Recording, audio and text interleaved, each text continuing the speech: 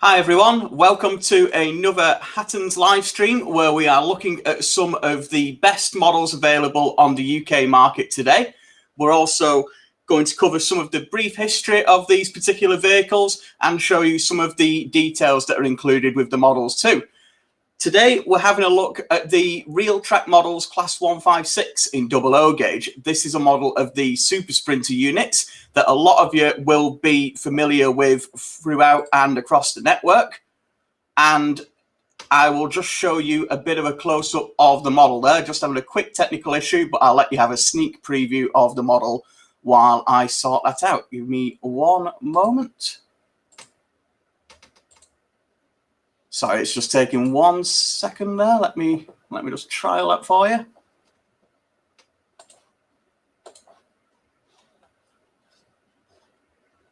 Sorry, I'm just having a brief technical issue here. Bear with me one second, and I should be with you.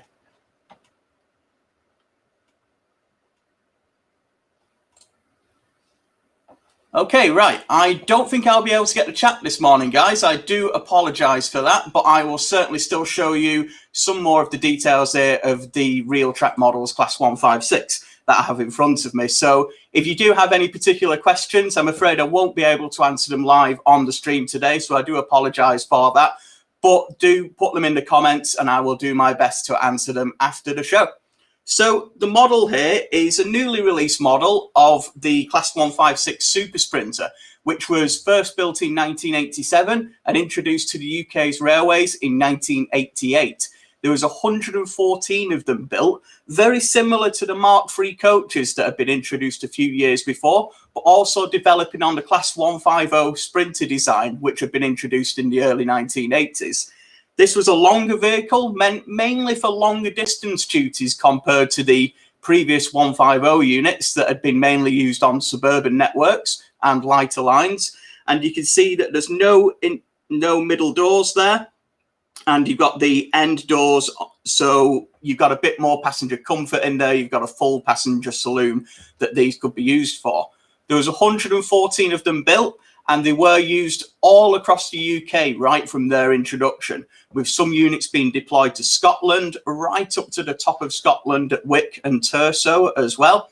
Some of the units initially being deployed to Cardiff, East Anglia, Greater Manchester, the East Midlands, and running across the network. And in fact, apart from the southern region, they are still out there today on all those different parts of the network too, in many, many different liveries. We see here the provincial livery, the Super Sprinter livery, as it is branded, that was received by 100 of the units when they were first constructed.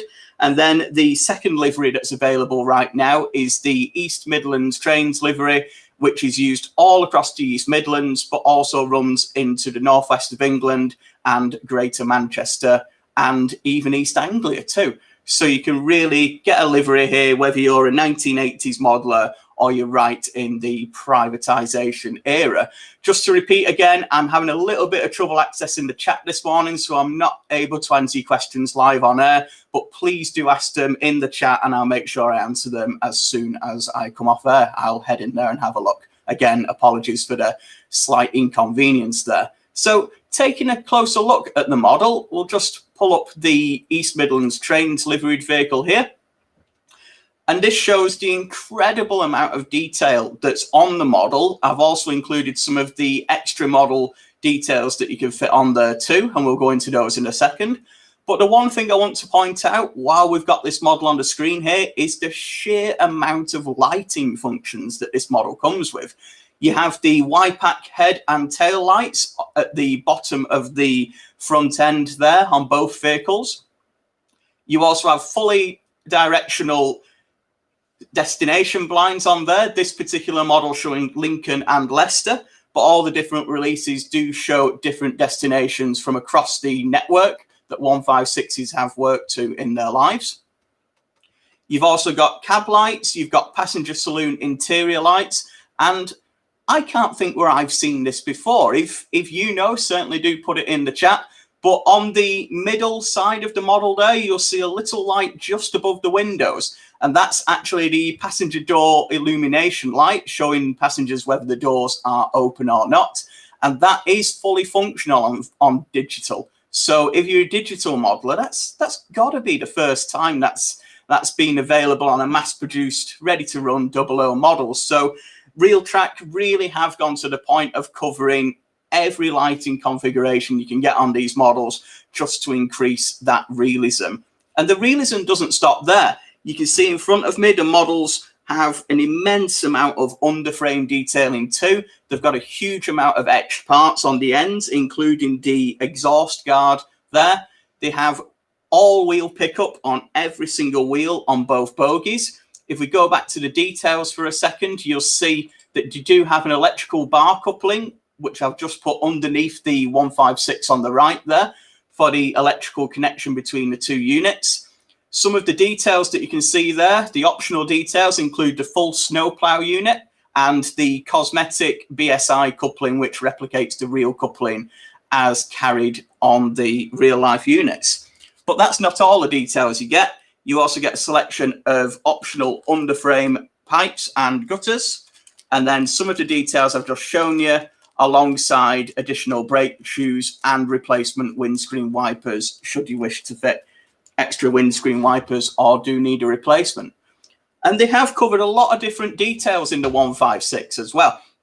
It is something that's not really changed until quite recently, although there were quite a few different seating interiors dependent on where the units were operated, and they have been catered for in the model too, including pre-painting the interior seats to match the liveries, which I think is a really nice touch. It's quite often that the interiors do get overlooked and people only look at the outside of a model, but the inside's just as important, and you can just about see there the red seats, which are fully authentic for that East Midlands train style livery.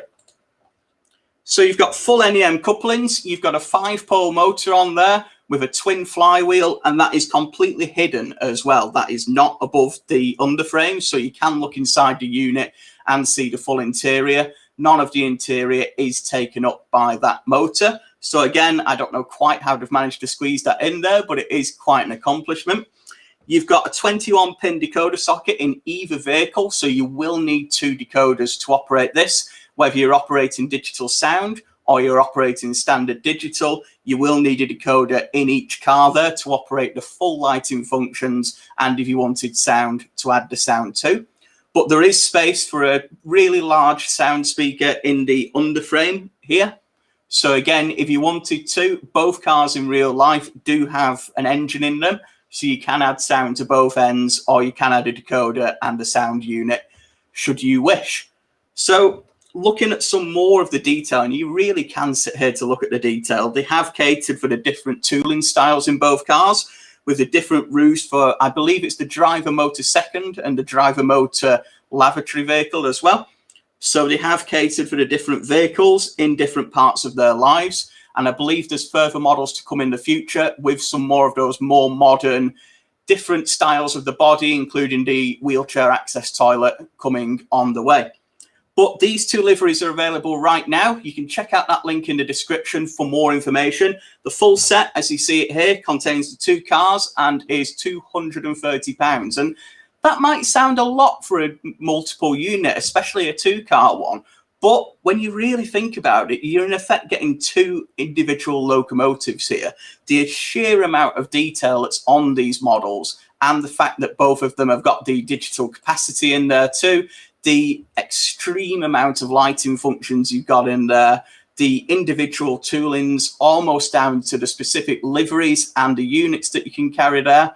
And of course, these are regularly seen in pairs too, not often operating, shall I say, in the 2-car formation, but often seen paired with other multiple units from the 1980s onwards. So those of you who are familiar will have seen the Class 158, the Class 150 as well, the original Sprinter vehicle, sometimes even the popular Class 142 Pacer units, which are just going out of service now, but have worked alongside the 156s for quite a few years. So you can either pair these up with each other, or you can pair them up with a variety of different multiple units that are available on the market.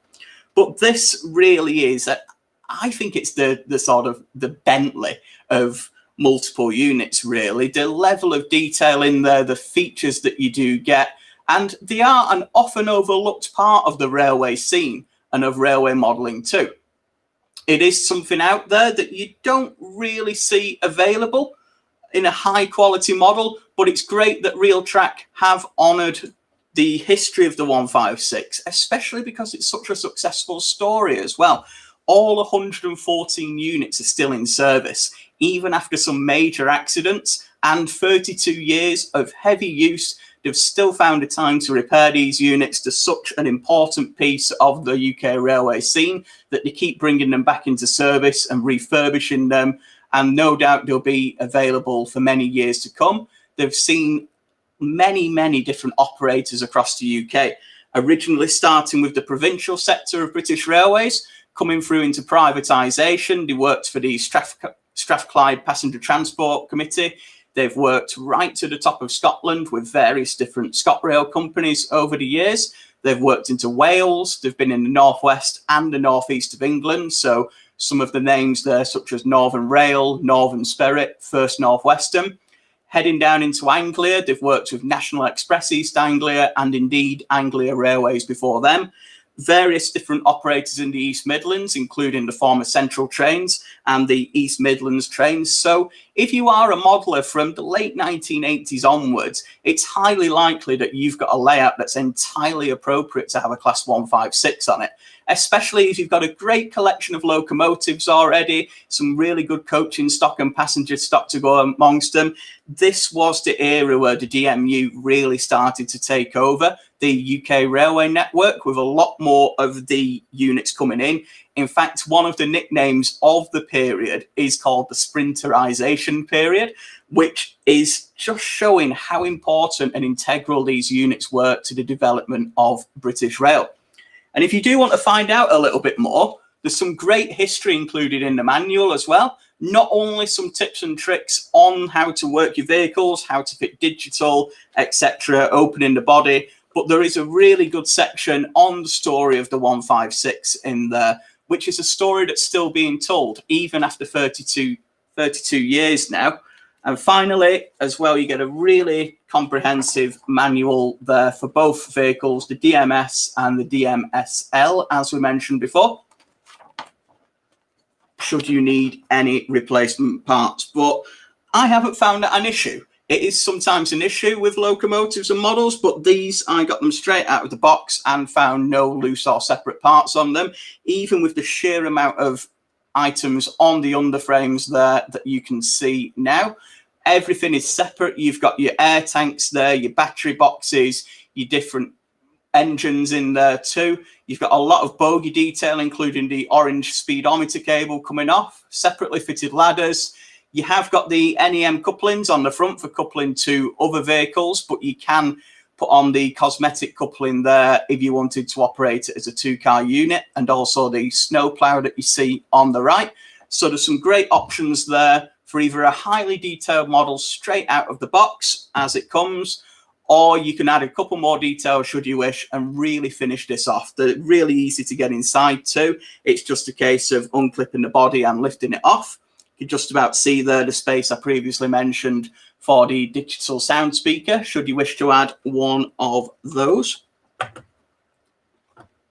But as I mentioned before, the point I really want to make is this is an often overlooked part of the UK model scene, and having a model of this 1980s unit that can be used right through until the current day, there's so many different variations. It's ideal for so many different layouts. I really would recommend taking a look. So if you do have a look at that link in the description, there's more information on these models. We've got the variations available. There's more than 4 in each livery. And it is the same livery, but it's different running numbers and different destinations. So already set up for your layout in pretty much any part of the country. You can change the destinations in there if you wish, but there's some real variety in there. We've got the unit there in East Midlands Trains working from Lincoln to Leicester. There's also a unit working from Derby to Crewe. And the provincial units go even further than that, with a variation with Liverpool to Norwich, Inverness to Glasgow as well, showing just the length and breadth of the country that the Class 156 has operated in. So do check them out. They start at £230 as a standard digital ready model, and you will need two 21-pin decoders if you do want to digital fit it. But if you've got any more questions regarding these models, please do put them in the comments. Again, sorry that I've not been able to access the chat during the stream. I will be keeping an eye on it throughout the day, so please still put your questions in there, and I'll keep an eye on that and make sure they get answered. If you've any questions in the meantime, get straight in touch with our customer experience team, or indeed leave a comment on the video. Don't forget to subscribe to our channel on YouTube and like our Facebook page as well for more model overviews, more skills casts, more local profiles, and a lot of great model railway content too. So check out the 156. It really is worth a closer look. Check out the rest of the videos on our channel, and I'll see you next time. Take care.